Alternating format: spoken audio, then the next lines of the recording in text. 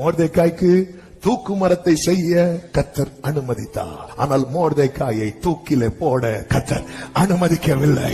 யோசேப்பை குழியிலே தூக்கி போட கர்த்தர் அனுமதித்தார். ஆனால் அந்த குழியை மூடி போட கர்த்தர் அனுமதிக்கவில்லை. சாத்தானை யோபுவை தொட கர்த்தர் அனுமதித்தார். ஆனால் ஜீவனை எடுக்க கர்த்தர் அனுமதிக்கவில்லை.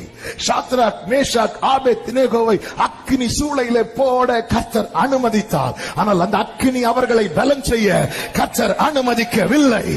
தானியேலை சிங்க கபியிலே தூக்கி போட கர்த்தர் அனுமதித்தார். ஆனால் சிங்கங்கள் அவனை பட்சிக்க கர்த்தர் அனுமதிக்கவில்லை. பேதுருவை தண்ணீரிலே தாழ கர்த்தர் அனுமதித்தார். ஆனால் தண்ணீரிலே மூழ்க கர்த்தர் அனுமதிக்கவில்லை. பவுல் கையிலே பாம்பு கடிக்க கர்த்தர் அனுமதித்தார். ஆனால் பாம்பின் விஷம் ஏற கர்த்தர் அனுமதிக்கவில்லை.